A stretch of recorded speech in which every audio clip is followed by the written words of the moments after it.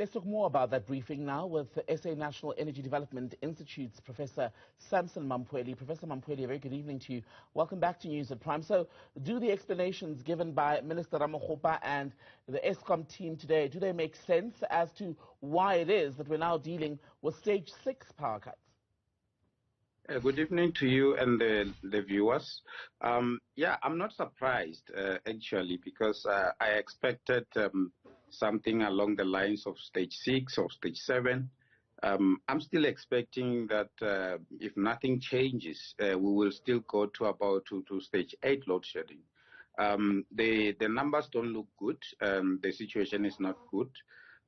There is, about 7,000 megawatts that is at risk, which basically means that that is the megawatts that we can lose at any point in time, in addition to the close to 15,000 megawatts that's out due to breakdowns. The partial load losses are still very high, in my view, above 6,000 megawatts. And for Eskom to deal with partial load losses, they need to take down those units that are responsible for the partial load losses. That's in addition to the planned maintenance that they have planned. So the situation is not good, but it's nothing out of what I did not expect. When I looked at the numbers in the past month or two or so, I was actually talking about this, saying we must expect that at the beginning of summer we will have some of the challenges.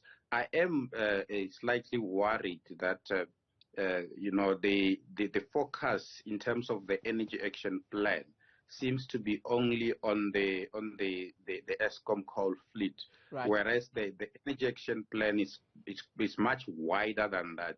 In my view, this kind of feedback should be given by Eskom, and Eskom must take responsibility for this and not the Minister of Electricity. The Minister of Electricity, in my view, must focus on the broader implementation of the energy action plan with the establishment of a project management office that will then deal specifically with the broader energy action plan and then give updates on the energy action plan. Because what is happening now, the pressure is now shifting from where the problem is, from Eskom to the Minister of Electricity, and I think that's a bit unfair. I heard him talking about the money. Oh, there's an alarm.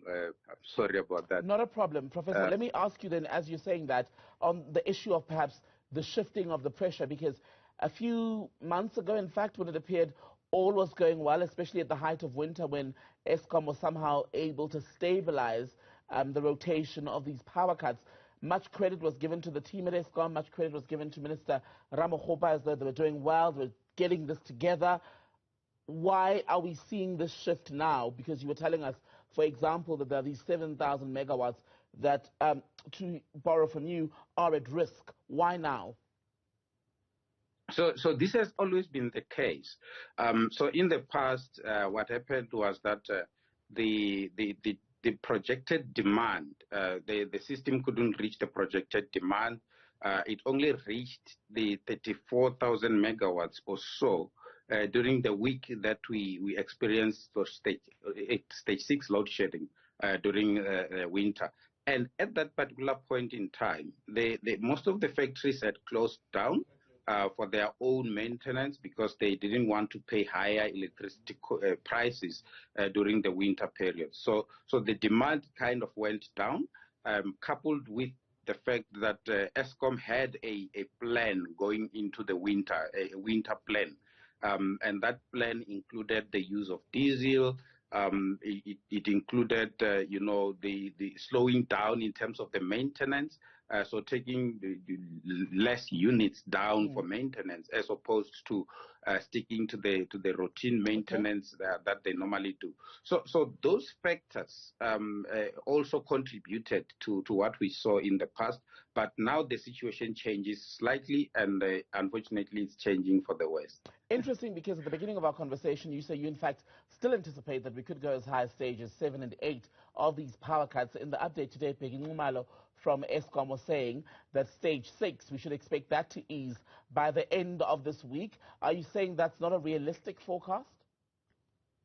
I like the optimism from from ESCOM, but looking at the numbers and looking at the reasons why they think that it should ease, towards the end of the week, I'm not that optimistic. My view is that if nothing drastic happens, we most likely going to see higher stages of load shedding. They've indicated that they've ran out of generation reserves, which is a big problem because they don't have diesel reserves, for instance.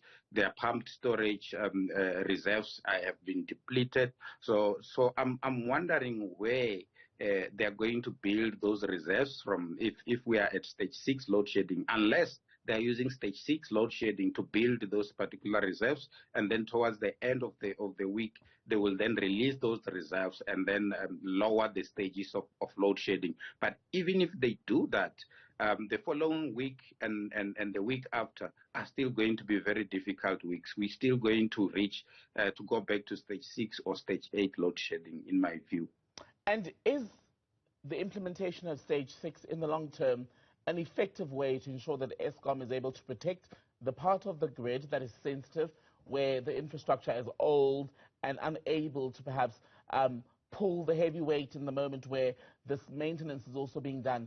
Is stage 6 going to be effective in the long run? And what about the cost to ESCOM? Because we know that often run to diesel as an emergency measure, but that's now become tricky precisely because it's expensive. Yeah, so ESCOM implements load shedding specifically to protect the integrity of the grid.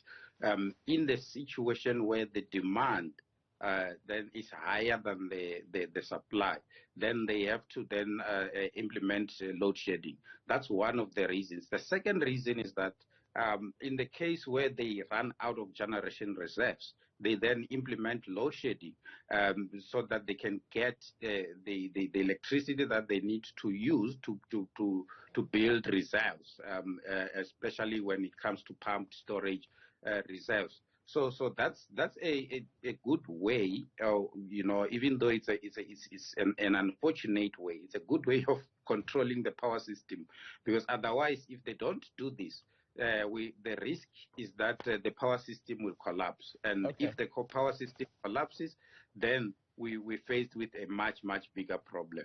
Professor Sampson Mamphweli, always good to speak to you. Thank you so much for speaking to us about the latest on the power front.